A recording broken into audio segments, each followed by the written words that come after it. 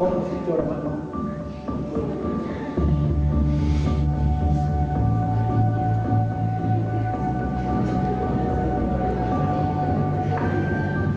Ya sé que muchos se acordaban de la enamorada del año anterior.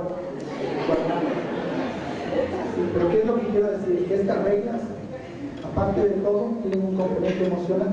Yo solo puse, si ustedes se fijan, solo puse una pantalla por hora nada más. Y eso generó una serie de reacciones en su mente que traen recuerdos, a otros les traían recuerdos buenos, a otros malos.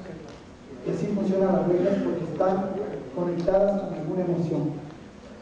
Vamos a irnos nosotros a la selva amazónica para que vean cómo se construyó esta emoción, ¿no? Pues vamos a la selva amazónica y estamos ahí en medio de la selva amazónica, todo el equipo. Lo que no sé es qué hacemos con Teno ahí, pero ahí está, ¿no? Entonces mientras vamos avanzando por la selva amazónica en YouTube, uno de ustedes está con el teléfono, la guía leyendo los mensajes y se pierde. Entonces se queda atrás de todo el grupo. Y cuando ya regresa a ver, está solo y además se ha hecho la noche. Entonces empieza a caminar y escucha un ruido atrás. ¿Qué es lo primero que hace? Correr, ¿no? ¿Sí? Automático. ¿Cuánto tiempo le tomó hacer eso? Nada. Ese es nuestro sistema automático. ¿Cómo funciona? El estímulo, que era el ruido este que escucharon atrás, va a un centro de distribución de información en el cerebro que se llama tálamo. El tálamo envía a la amígdala el estímulo, la amígdala cerebral, la amígdala cerebral le dice: el significado emocional de este estímulo que tú has recibido es este. Y la persona de inmediato recibe una orden de correr. Ni siquiera lo pensó. Esto pasó en microsegundos.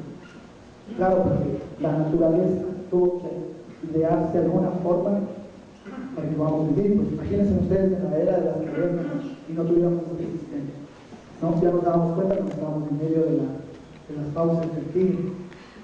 Entonces esta es nuestra vía rápida. Pero ¿qué pasa después? El mismo estímulo es enviado del mismo tálamo a la corteza. La corteza es nuestra parte racional. En la corteza nosotros ya evaluamos de forma racional la información. Y ahí es cuando decimos: oye, en verdad corre porque hay peligro, o no, ¿sabes qué? Era un ruido nomás. Esa es la forma que le vamos dando a nuestras reglas generales nuestro componente emocional. Entonces vamos por la calle, hay una persona en la esquina a la cual no conocemos, ¿no? Y nos grita tonto. ¿Nosotros qué hacemos? Claro, por regla general nadie nos puede decir tonto, y aparte activado en mí una emoción que es la ira, porque yo sí me veo como que ni siquiera me conocía. ¿Cómo puedes saber si soy? Si estamos en la empresa y nuestro jefe desde la oficina de adentro nos grita y nos llama, se activa el mismo sistema.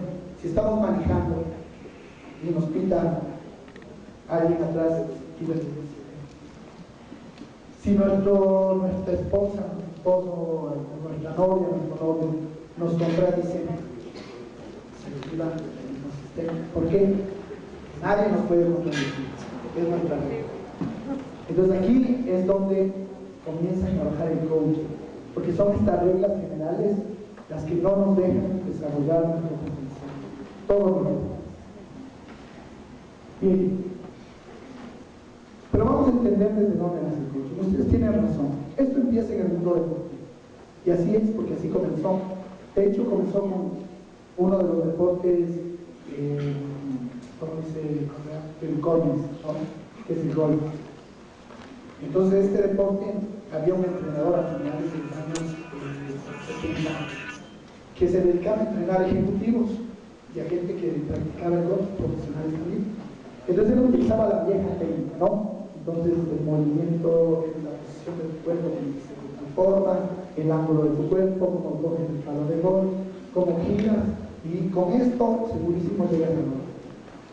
Sin embargo, él se da cuenta que no todos los jugadores a los que él entrenaba lograban, por ejemplo, un campeonato. Entonces comienza a cuestionarse, dice: ¿será que esto es lo único que hace que un jugador sea exitoso? O sea, la parte del entrenamiento físico y comienza a cuestionarse y se da cuenta que no, que algo está pasando. Él se enfocó, como todos los entrenadores que aún todavía siguen trabajando así, en la parte física.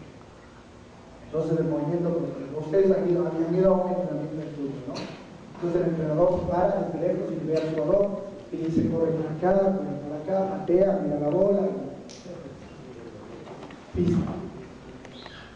Y él dijo: no, algo está faltando, y ese algo está ahí. Y escribió un libro que se llama El juego interior del tenis, en este caso. ¿Sí? Está en inglés obviamente el libro, pero que hay en el español. Para resumirles lo que dice este libro, él decía que el rival más importante en un partido de tenis no está al frente de la cancha, sino en su propia mente. Ese es el rival más importante. O sea, estas reglas que a veces nos limitan. Y comienza a desarrollar toda una metodología que permitía que los jugadores de cualquier deporte no se enfoquen solo en la parte física. Y él quería encontrar la idea filosofal para el entrenamiento deportivo. Entonces hizo conferencias en todo el mundo donde iban entrenadores deportivos. Pero ¿qué pasa? Que se daba cuenta que a sus conferencias asistían el 80% gente de empresas. Porque claro, las empresas también ya estaban preocupadas. Ya se dieron cuenta que algo tenía que ver más allá de la inteligencia tradicional, o sea, del capital intelectual. Algo tiene que haber más allá. Y fueron a sus conferencias y él se decía hacer el juego interior y el trabajo. ¿No? ¿Qué es lo mismo? Lo que no nos permite lograr nuestros objetivos profesionales, personales o laborales son las interferencias, las reglas sanitarias. Y él desarrolla este método que después fue perfeccionado por otro autor que tuvimos, que es el uno de los padres del coaching, y finalmente el que desarrolla el modelo aplicado 100% a empresas es Thomas Leona. Thomas Leona, para que ustedes sepan, es el fundador de TISOC. Obviamente él fundó TISOC en los Estados Unidos con otro nombre que era Coachville, y en Estados Unidos TISOC es Coachville en español, y nosotros somos los representantes de ellos en Latinoamérica. Es por eso que nuestra misión es difundir esta disciplina, porque conocemos cuáles son los principios y conocemos por qué dan tanto resultado que las empresas, ustedes saben lo que es los Fortune 500, son las 500 empresas más grandes del mundo.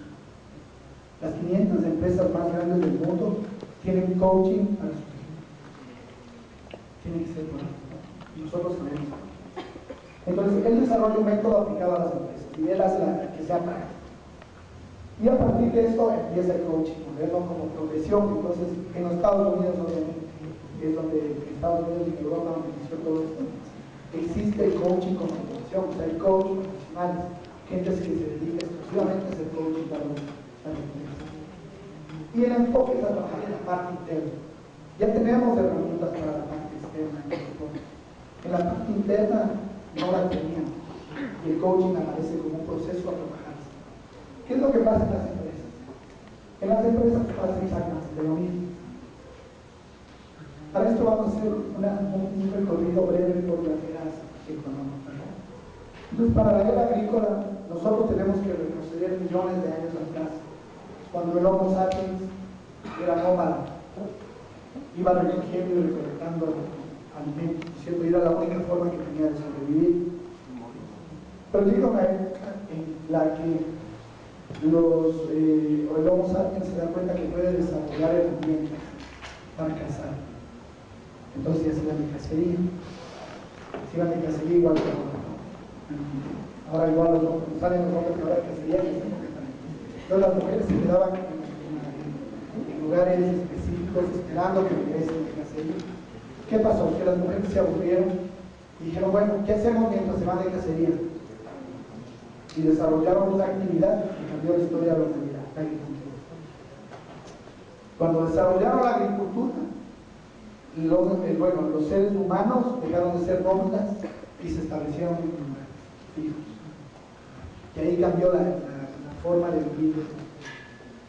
Entonces, en esta era agrícola el enfoque era básicamente a las actividades manuales. Esto era lo que hacían. Entonces se dedicaban a elaborar herramientas que les ayuden a las actividades manuales. Desarrollaron herramientas a tal nivel que llegó la era industrial. Sí, los de administración conocen esto claro porque seguramente escucharon la historia de Henry Ford, ¿no es cierto? ¿Sí? Más o menos. Henry Ford